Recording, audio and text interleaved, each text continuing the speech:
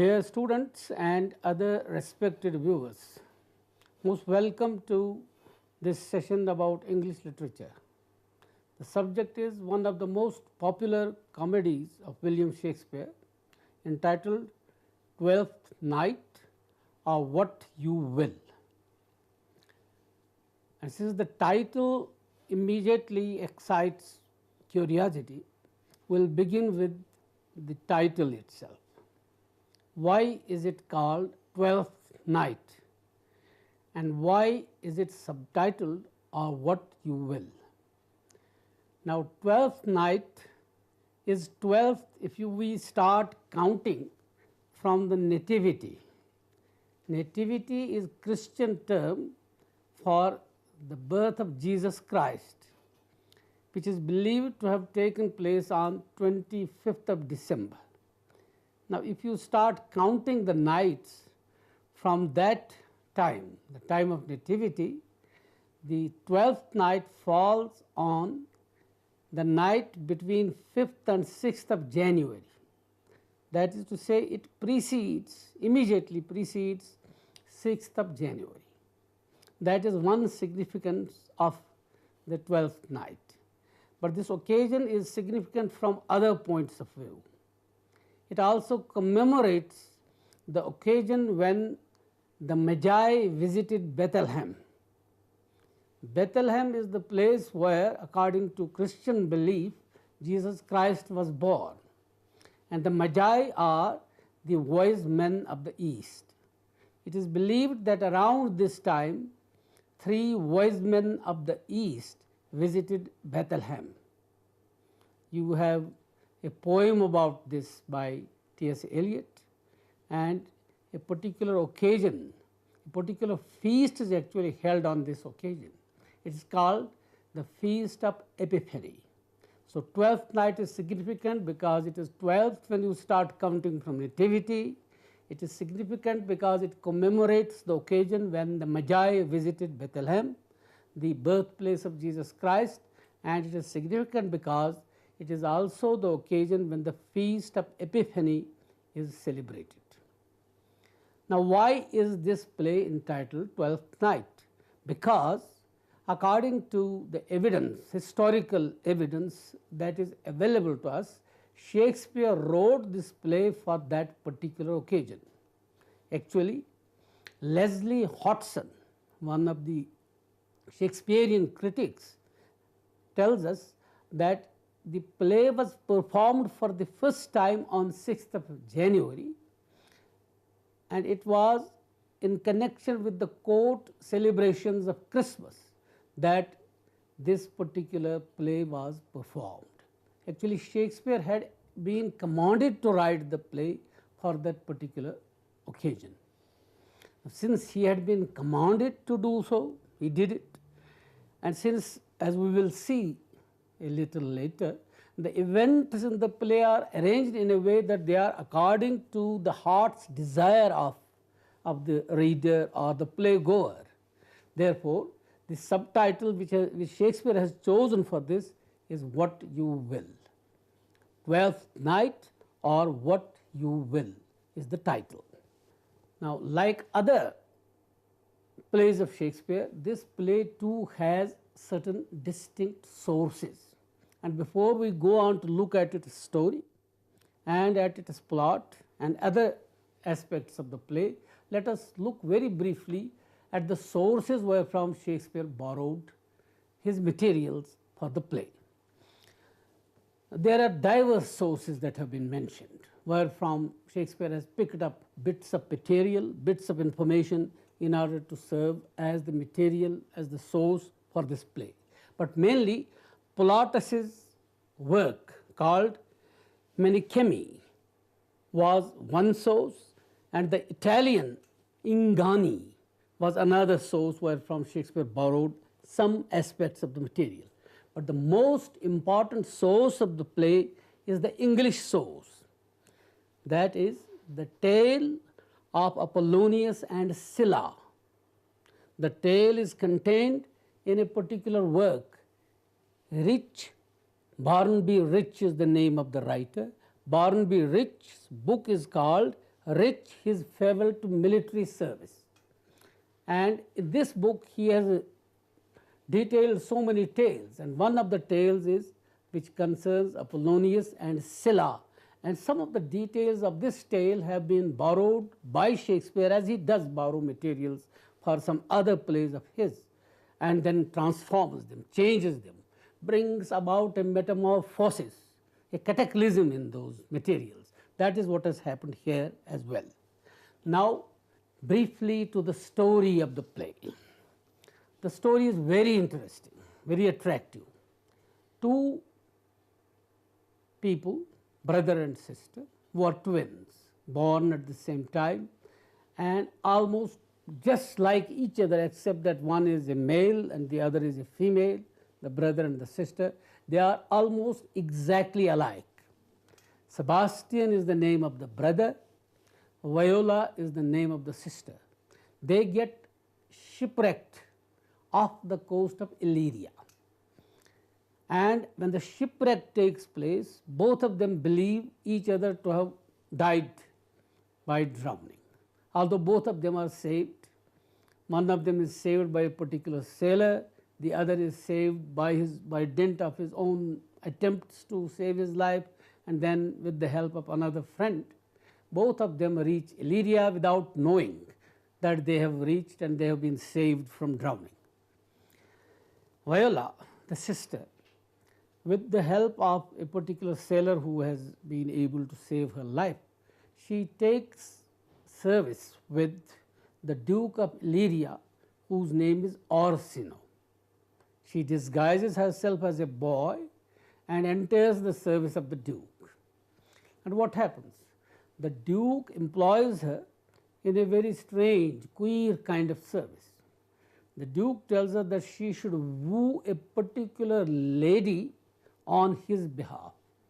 He has been trying to woo her, but in vain. That lady, who is another important character, is a countess called Olivia. Now, Orsino, the Duke of Illyria, wants to marry Olivia, and he has been trying for many, many long months to prevail upon her. He has wooed her directly, but he has not succeeded. Now he asks Viola, who is now disguised as a boy and has adopted a different name for herself. The name she adopts for herself is Cesario, and henceforward we'll be calling her Cesario Viola or Viola Cesario, because it is Viola disguised as a boy in the service of the Duke of Illyria. Now, as soon as Viola Cesario or Cesario Viola takes up service with the Duke Orsino, she herself falls in love with the Duke. But since the Duke knows that it is a boy, he cannot respond, he cannot even understand.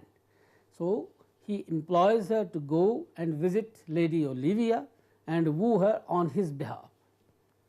She goes there, or he goes there, now it is Cesario Viola, and tries to prevail upon that lady, but all wooing is in vain. Olivia is not ready to listen to anyone. There are reasons. First, she has some kind of aversion towards the male sex to begin with, which she overcomes later, but primarily because she has lost her brother very recently when the action of the play begins, a brother in whose charge she had been left by her father when he had died.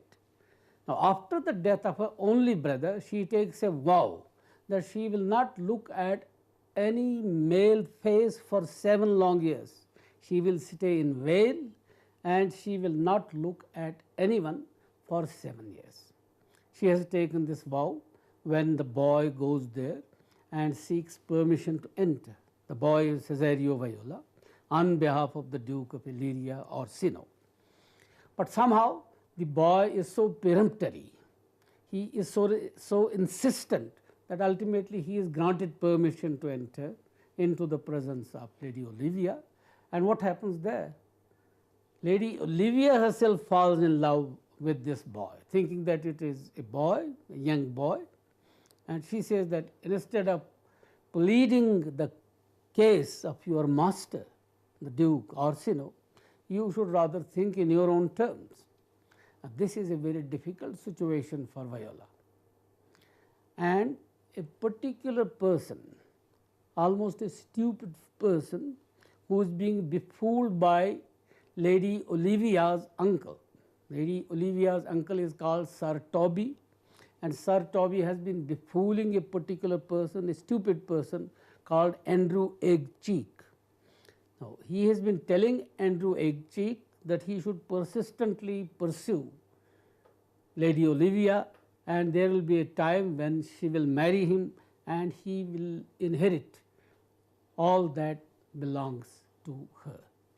Now, when Lady Olivia starts developing her relationship towards Cesario Viola, Andrew Eggcheek does not bear with it, and he challenges Cesario Viola to a duel. So, this is very common in Europe, particularly in medieval Europe, and up to the beginning of the modern age, this was very common, that if you loved the same lady, one person may challenge another person whom he considers to be his rival. He may challenge that person to a duel. So, Andrew Eggcheek challenges Viola Cesario to a duel. Now, how can a woman disguised as a man accept such a challenge? As she is in a fix, when at the 11th hour a particular sailor arrives there. His name is Antonio. That sailor has been a new friend of Viola's brother Sebastian, and since Sebastian and Viola are so similar to each other, he thinks that his friend Sebastian has been challenged to a duel, and he says, I will defend my friend. This way Viola Cesario is saved, but even as Sebastian is fighting Andrew Eggcheek and his assistants there, the officers of justice of Illyria arrive. Think that in modern terminology we will say a bunch of policemen arrives there. So, officers of justice arrive there and they arrest Sebastian, because there is a case pending against Sebastian with the state in Illyria. And as he is being arrested, he tells Cesario Viola, the girl in disguise, you please return my purse to me, because I will require some money in the prison, or if you cannot give the whole money to me, at least give part of it to me. But Cesario Viola tells him that I have never known you. Which purse are you talking about? And this throws him into a fit of rage. He says, I have saved this person from drowning. I have been looking after this person for 3 months now, and now I had given my purse to him because I thought he may require some money, and now I am asking that purse back, and this man is not giving it to me. So, meanwhile, he is carried away and he is taken to the prison, and Viola Cesario reaches back the court of Duke Orsino. Immediately after this, Sebastian, who resembles his sister, reaches the place he is looking for Antonio. So, as he reaches there, the attendants of Lady Olivia think that Sebastian is Viola Cesario. They take him in, and the lady prevails upon him, and he thinks that it is a dream-like situation. He is being asked to marry a lady, a countess, and he agrees. A priest is called in, and he is married to Lady Olivia. Lady Olivia thinks that she has married Cesario Viola, and then the Duke Orsino takes offense at this, and he wants to punish Cesario Viola for having been disloyal to him, for having stabbed him in the back. But then slowly and gradually the whole situation is slowly and gradually revealed. It is revealed that Sebastian and Viola are brother and sister, and ultimately the Duke marries Viola, and another marriage takes place, and Andrew Eggcheek's exploiter Sir Toby marries a woman who is in service with Countess Olivia, and the play ends very happily. Now, there is a particular thematic thrust in the whole plot, in the whole story of Twelfth Night. Let us have a very brief look at what is the thematic, what are the various thematic threads that go to make the theme of Twelfth Night. The theme is light-hearted love. That is, love can be serious, love can be light-hearted, love can be taken as a game, love can be taken as an emotional exercise, or sometimes love can assume various forms, very serious proportions. And Shakespeare was aware of all these various forms that love can assume in life. But for the Twelfth Night, he has chosen light-hearted love, love as an emotional exercise. In the medieval age, sometimes it was believed that love can sometimes stupefy, and at other times it can even undo the reason of a person.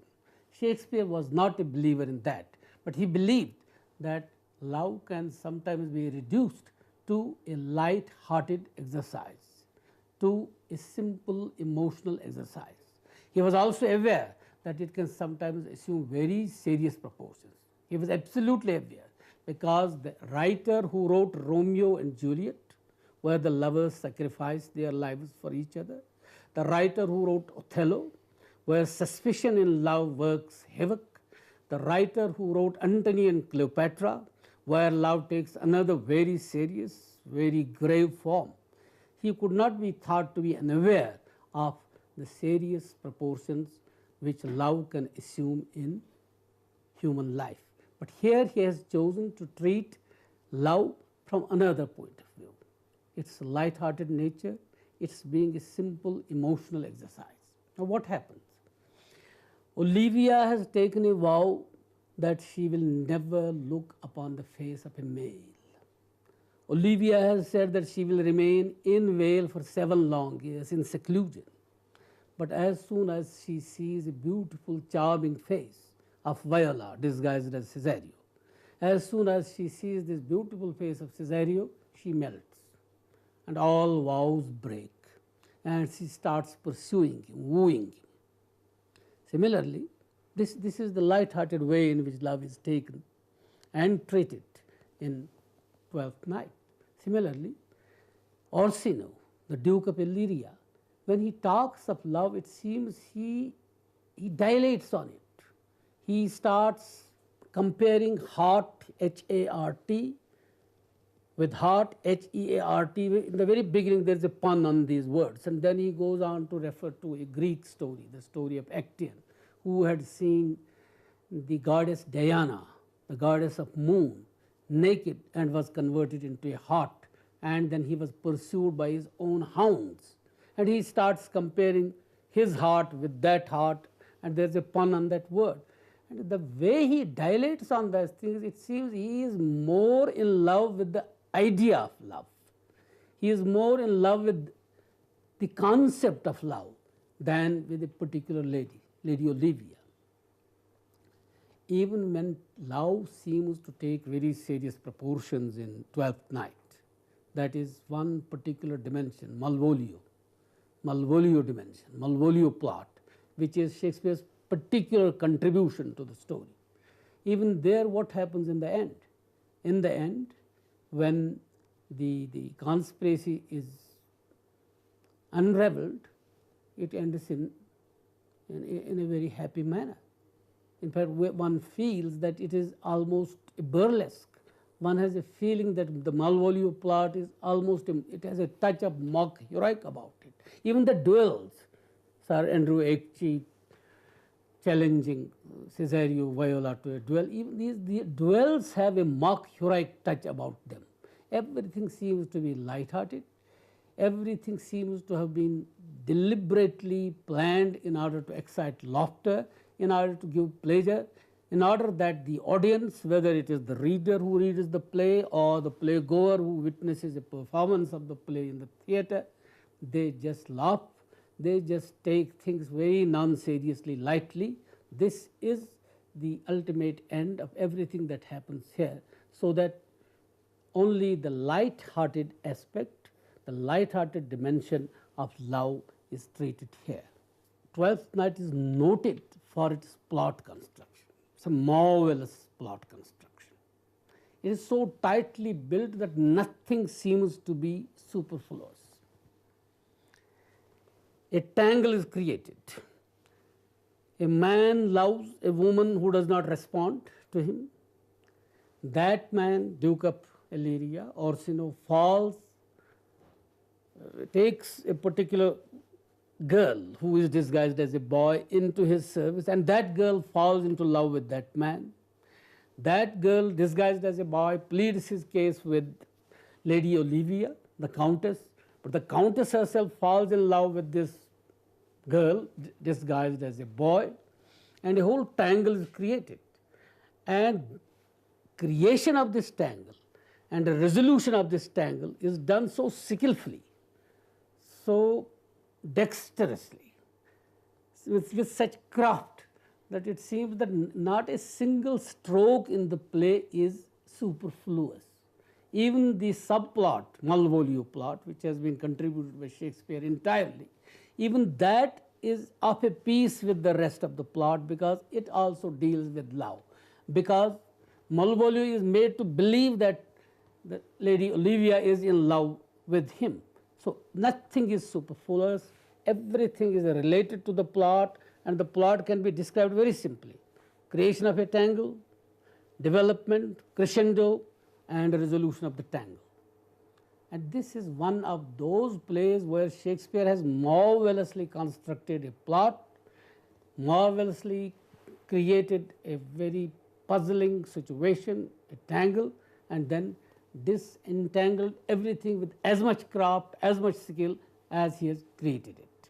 As you can see, the story, the plot, the way the story develops into the plot, and I hope my listeners, particularly my dear students, know very well how a story and a plot is to be distinguished. And this distinction has to be borne in mind whenever we are reading a dramatic work or a fictional work, a novel, a short story. To be brief, in order to conclude, a story is simply a conglomeration of events. But if you develop a relationship between these events, the relationship of the cause and the effect, you have converted it into a plot. And you will see how Shakespeare so successfully, M. Forster had once explained the distinction between story and plot this way. He said, the king died and the queen died is a story. The king died and the queen died because of the grief consequent upon the king's death is a plot. That is, the plot joins together, establishes causal links between events. And because of these events, they become, a story is converted into a plot.